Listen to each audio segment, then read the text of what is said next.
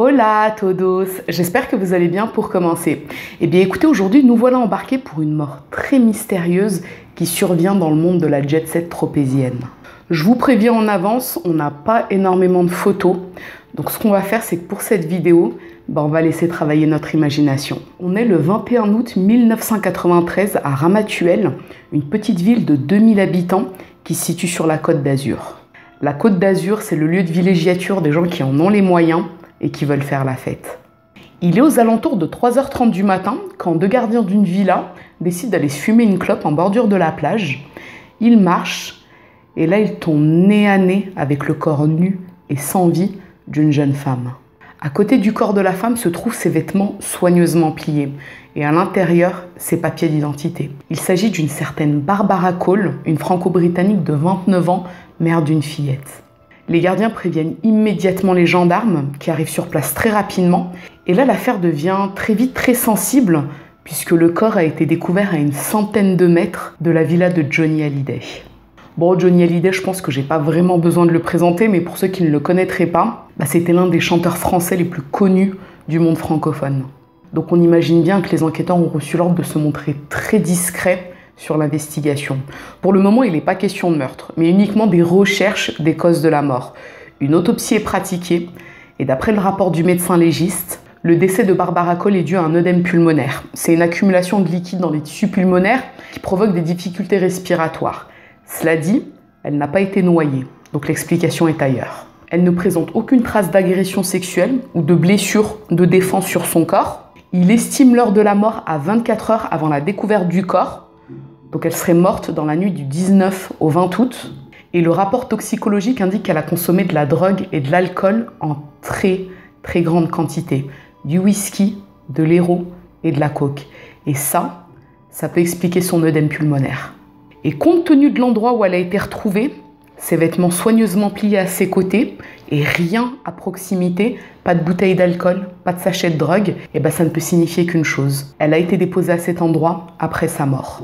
Barbara Cole était très connue dans le monde de la jet-set tropézienne. Elle avait travaillé en tant que serveuse fut un temps, mais il lui arrivait également de participer aux nombreuses soirées organisées par des personnalités françaises et étrangères. Et il lui arrivait effectivement de consommer des substances illicites. Elle avait mené ce qu'on peut appeler une vie d'excès, mais depuis quelque temps, elle s'était fortement calmée puisqu'elle était en train d'organiser son installation en région parisienne où elle avait ouvert une boutique de décoration d'intérieur. Elle voulait en fait offrir un cadre de vie plus stable à sa fille de 6 ans qu'elle élevait toute seule.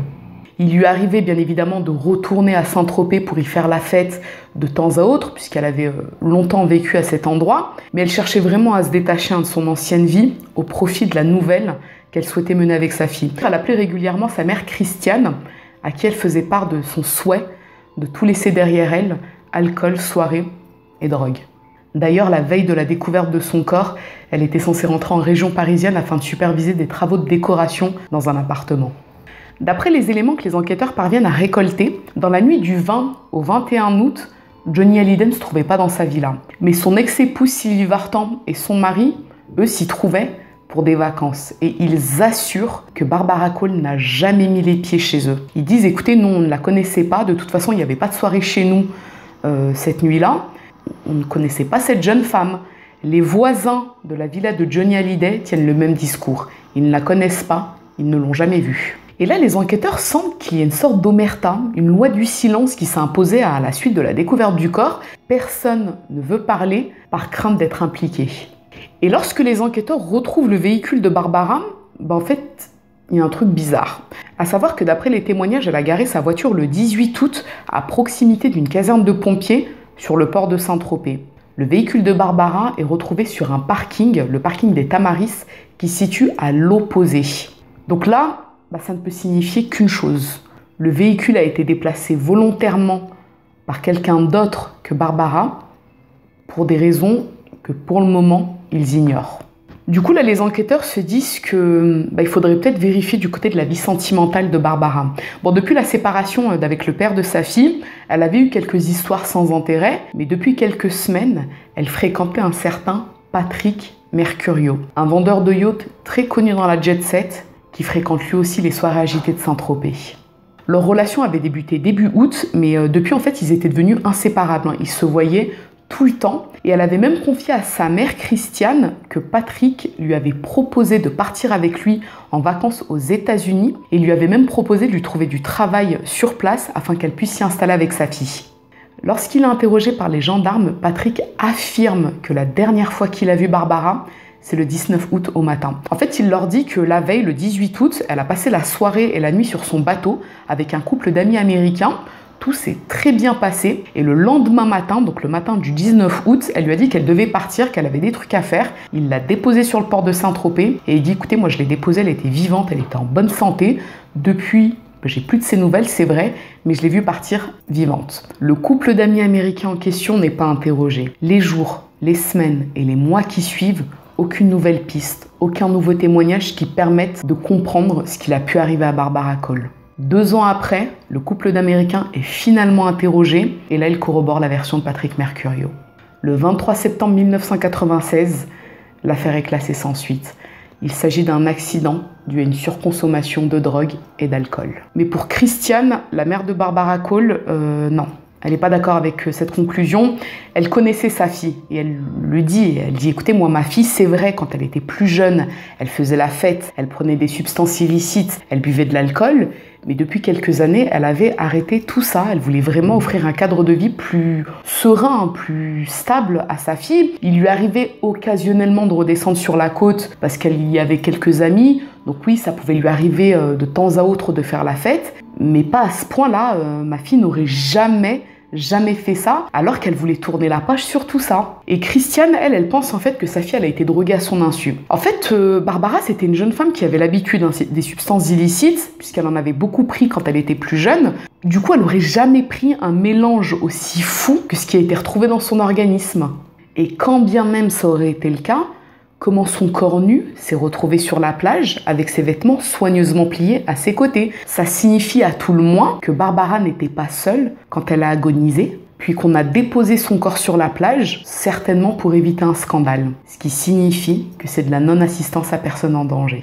Du coup, Christiane embauche un détective privé, Bernard Naranjo, afin de faire toute la lumière sur le décès de sa fille. Et effectivement, au cours de son enquête, il va découvrir des faits très troublants, des témoins parle enfin. Pas au point de découvrir ce qu'il est vraiment arrivé à Barbara, mais suffisamment pour que le parquet rouvre l'enquête en juin 1999. Les gendarmes reprennent leurs investigations à Saint-Tropez et effectivement, certains se mettent à parler. Toutes les déclarations convergent vers Patrick Mercurio. Du côté du détective privé, lui, il lâche pas l'affaire. Il continue de creuser, et de plus en plus de langues se délient. Ces mêmes langues qui, par le passé, n'avaient pas voulu parler à cause d'un potentiel scandale. Et voilà ce qu'il serait vraisemblablement arrivé à Barbara Cole. Le soir du 19 août 1993, elle se trouvait sur le yacht de Patrick Mercurio avec des amis. Donc voilà, c'était une petite soirée privée, tout le monde faisait la fête. Et Patrick lui aurait servi un cocktail très chargé dont elle ignorait la composition. À la suite de quoi, elle aurait fait un malaise et aurait perdu connaissance. Patrick aurait tenté de lui faire un massage cardiaque. En vain, la jeune femme était morte. Il aurait ensuite appelé son papa pour lui raconter ce qu'il venait de se passer. Et là, lui et son père auraient eu l'idée de transporter le corps de Barbara dans la villa mitoyenne de celle de Johnny Hallyday pour faire croire qu'elle avait eu un malaise durant l'une de ses soirées. Le souci, c'est qu'en arrivant sur place, il réalise que Johnny Hallyday n'est pas là et qu'il n'y a pas de fête chez lui. Du coup, ils se sont dit on va se débarrasser du corps sur la plage. Donc ils l'ont transporté en bordure de la plage et Patrick a plié les vêtements de Barbara et il les a déposés à ses côtés. Et là, le parquet rencontre un problème de taille, à savoir qu'ils ne peuvent pas procéder à une nouvelle autopsie pour vérifier l'histoire du massage cardiaque, puisqu'entre-temps, le corps de Barbara Cole a été incinéré sans l'accord de sa mère. Mais un autre témoin apporte une information capitale. Il s'agit du gardien du bateau de Patrick Mercurio. Et ce gardien affirme que Patrick Mercurio lui a annoncé le décès de Barbara Cole la veille de la découverte de son corps. En mars 2000, Patrick Mercurio est interpellé alors qu'il est de retour en France avec sa compagne et son fils. Et après plusieurs interrogatoires, Patrick Mercurio s'effondre et il passe aux aveux. Il explique que Barbara est venue passer quelques jours sur son yacht avec lui le 18 août. Le 19 août, ils ont passé la journée ensemble, tout se passait très bien. Il jure de ne pas lui avoir donné de drogue. Le 20 août au matin, il est parti, Barbara était dans son lit et en fait il explique qu'il devait passer la journée à l'extérieur pour du travail Et il dit qu'en rentrant le soir, il a découvert Barbara décédée dans son lit. Complètement paniqué et se sentant impuissant, puisque la jeune femme était déjà morte, il a décidé de se débarrasser du corps. Il assure avoir fait ça tout seul. Il est mis en examen pour non-assistance à personne en danger et recel de cadavre, mais il n'est pas incarcéré puisqu'il dépose une caution, je crois, de 200 000 francs. Donc voilà, il est remis en liberté. Quelques jours plus tard, il revient officiellement sur ses aveux et il dit avoir fait toutes ses déclarations sous la pression des enquêteurs. À partir de là, il n'en démordra plus jamais. Du coup, le chef de non-assistance à personne en danger est abandonné et il est renvoyé en correctionnel en octobre 2003 pour recel de cadavre. Et le 20 janvier 2005, Patrick Mercurio est relaxé du chef de recel de cadavre. En gros, de ce que j'en ai compris, parce que c'est vrai que c'est très bizarre, dans la mesure où le chef de non-assistance à personne en danger a été abandonné et que l'homicide n'a pas pu être prouvé, du coup il ne pouvait pas y avoir de recel de cadavre. Voilà, en tout cas moi c'est comme ça que je l'ai compris. Christiane, la mère de Barbara, elle veut pas lâcher l'affaire. Elle veut comprendre ce qu'il a pu arriver à sa fille. Il s'est quand même passé quelque chose là. Je veux dire, le corps il s'est pas retrouvé tout seul sur cette plage avec des vêtements soigneusement pliés à ses côtés. Il s'est forcément passé quelque chose. Bernard Naranjo retourne enquêter et là il récolte des informations qui n'ont plus rien à voir avec la version initiale. D'après certaines personnes, en fait, Barbara Cole aurait participé à une soirée privée la nuit du 20 août 1993 et elle aurait été le témoin gênant et involontaire d'une transaction illégale entre marchands d'armes à destination du Rwanda. Alors, ce qu'il faut savoir, c'est que le massacre des Tutsis au Rwanda a eu lieu entre avril et juillet 1994, soit à peu près un an après cette supposée transaction. Donc ça peut tenir la route si on considère que ces marchands d'armes auraient eu peur de ce que Barbara avait vu et auraient préféré la supprimer de crainte qu'elle n'avertisse les autorités. Le procureur en charge de l'instruction rouvre l'enquête en mars 2013 et demande des vérifications afin de voir si cette piste tient la route, si elle repose sur quelque chose de solide. Ça ne débouche sur rien. C'est pourquoi le 21 mai 2013, l'affaire est de nouveau classée sans suite. Depuis, aucune nouvelle information n'a permis d'éclaircir les circonstances troublantes du décès de cette jeune franco-britannique de 29 ans, survenue une nuit d'été en Côte d'Azur.